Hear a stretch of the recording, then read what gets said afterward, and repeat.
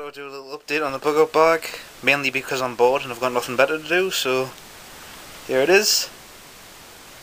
Okay, so probably one of the most important bits of kit is the tactical cat. They're really great. This one came in camouflage. It's got grappling hooks. It's also got these little spikes in here so you can throw it at your attacker, and they come with these stylish survival bracelets for collars, and they also like to clean you as well, so yeah, they're also good for hygiene, tactical uses. They also come in black and white and ginger and a whole variety of colours, so they're really good. Highly recommend one. Plus girls love cats, so yeah, get a cat. So I thought I would start off with the tools. So it's got a little neck knife, obviously you wear around my neck. It's a Buka Gnome. I've used it a few times before, so I know it's going to work if I need it to.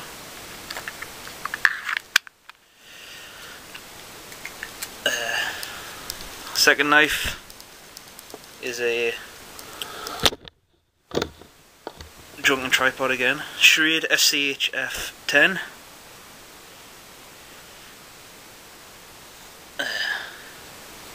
One of the best folding knives in the world.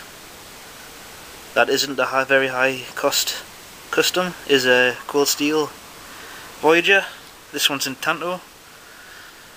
For the multi-tool, I've gone with the obvious Victorinox Swiss tool. One of the newest items I've added is a crowbar. I think it's an 18-incher.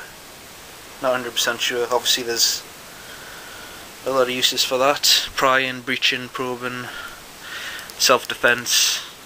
You can also use it as a grappling hook if you tie a rope to it, and if you're lucky enough to get a hook into something, you can pull yourself up with it. I've only seen one person do that on some survival show. Can't remember what it was called. Something about urban survival. I don't know. Anyway, SOG Fast Hawk.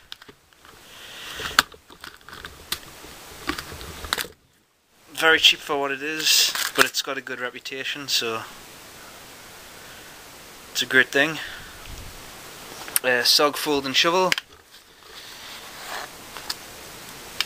I've also used this a few times before and it's okay. Good entrenching tool. Good for digging up latrines and stuff. And just for maintenance, I've got a Falcon Ivan DC4 sharpening stone, piece of leather for stropping, and a crappy Bear Grylls knife sharpener, which is good for the ceramic rods at least. The carbide sharpeners are shit. I would never use a carbide sharpener on a knife anyway. There's a tactical cat running across the knives. So yeah, that's pretty much the tools. So shelter. I class clothing as shelter because I think if you're appropriately dressed for the environment, you've got less chance of getting into more serious trouble, like hypothermia in a cold place, or serious sunburn if you're in like a desert or somewhere. So yeah, I class clothing as shelter as well. So that's my little clothing bag. I've got 4 pairs of socks and 3 pairs of underpants, and North Face light 100% waterproof rain jacket. I've been caught in the rain with it before and I'm never getting wet, so I trust that's 100% waterproof. Next, I've got the Snugpak Enhanced Patrol Poncho. I've got 2 of these. I've got one in the EDC bug out bag, and I've also got one in the main bug out bag which stays at home. Schmog, I think I pronounced that right. I've got a Jungle Basher, or also known as a tarp, and a Snugpak hammock. So that's the shelter. So cordage, I've got 30 feet of 9mm rope, which I can use for emergency rappelling, and 30 meters of 550 paracord, which obviously has a lot of uses: fishing, sewing, snares. You can also emergency rappel with that if you have to. It's obviously 550 pound breaking strain, but I really wouldn't want to. So that's the cordage. So for navigation, I've just got a map of the local area and a Silver Ranger compass. I don't carry electronic navigation devices like GPS's because I think they run out of batteries way too fast. But yeah, obviously I don't just trust one compass. Part of my normal EDC is a watch, and the watches I usually wear, I'll either have a button compass on the watches that don't have a built-in GPS, but the ones that do have built-in GPS's, like this one, I've always got on me anyway. So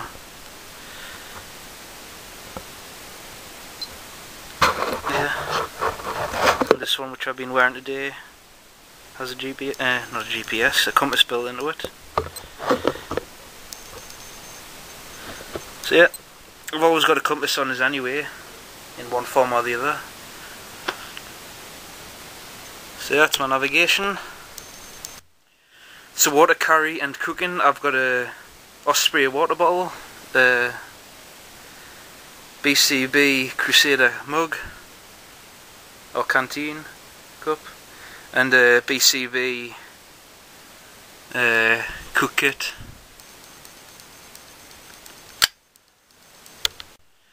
So hunting and trapping, I've got about 120 feet of snare wire,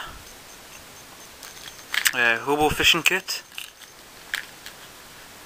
I've got a slingshot with a forked stick so I can fire arrows with it. The slingshot's got a folded 4-inch thick by 10-inch, I think, long bands.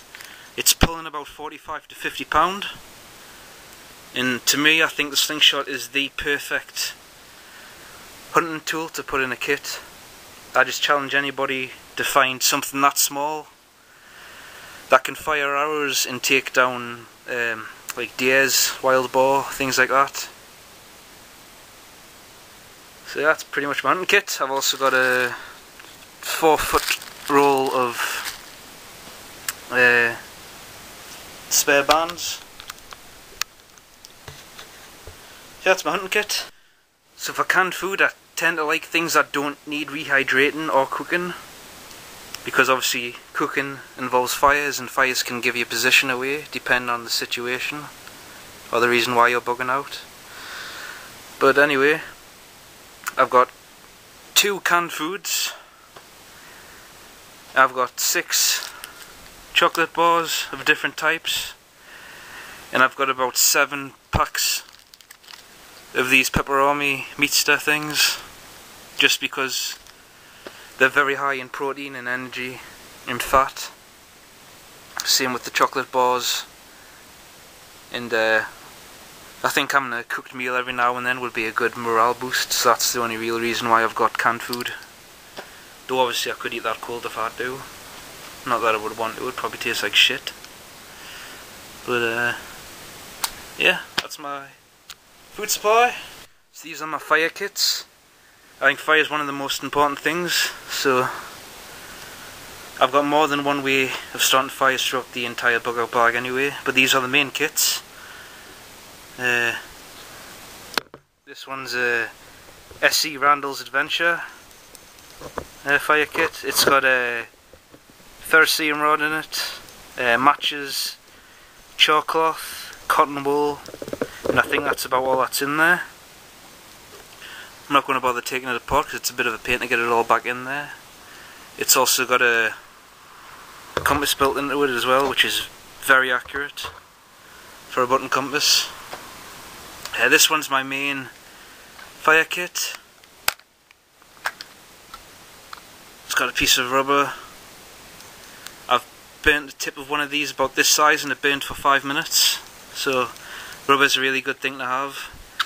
I've got a flint striker, a piece of flint, a load of cotton wool. I got some chalk cloth. No, sorry, that's chalk cloth mixed with tinder fungus and candle. So that's my dedicated fire kit. I've got matches in there, so I didn't include them in here.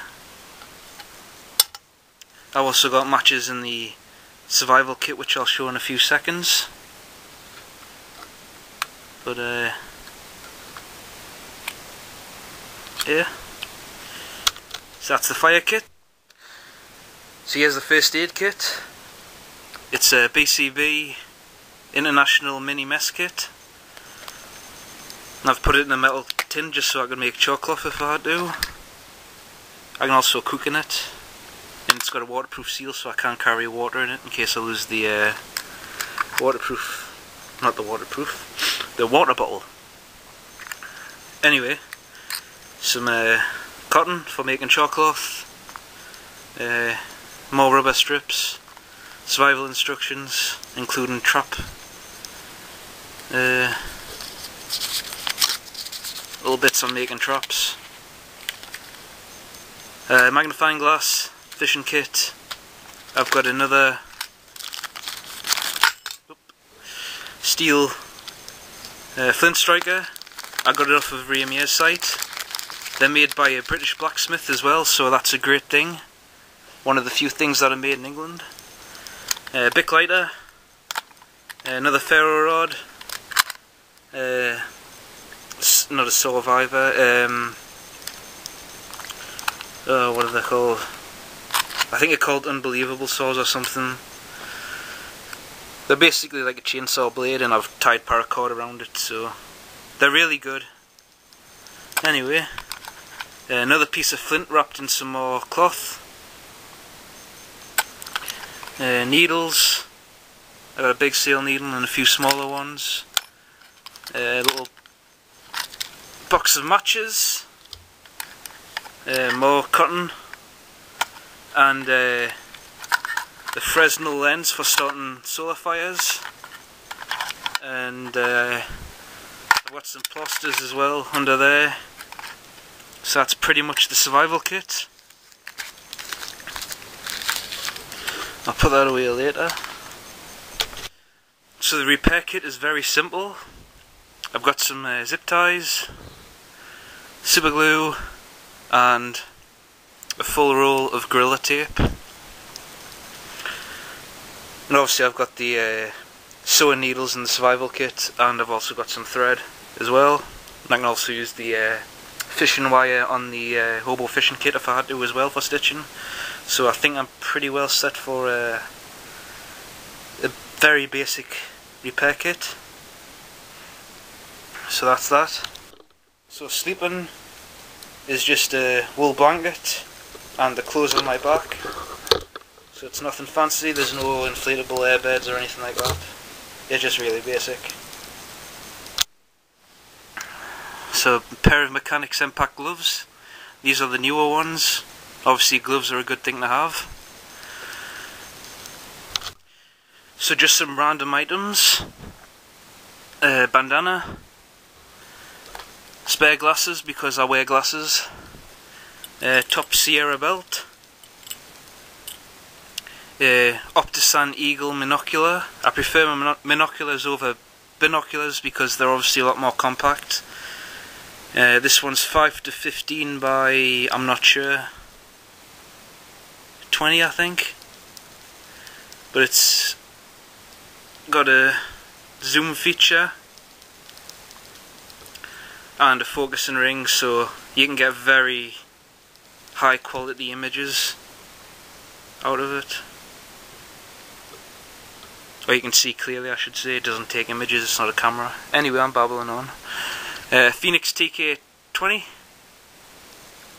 I've already tested this, thrown it around and stuff, so I know it's going to take a beating. Lastly, spare batteries for it. But lastly, Right in the Rain field book and Fisher Space Pen. I think Fisher Space Pens are the best pens to put in a bug out bag, just because obviously they can write in any environment. So yeah, that's my bug out bag contents. Thanks for watching and goodbye. So I forgot to mention the first aid kit. At this point in time there's no real first aid kit at the minute. The reason why that is because I've taken it out of the bag, because I'm rebuilding it and making it better. So I'll show that in a different video once I'm happy with it. So thanks for watching, goodbye.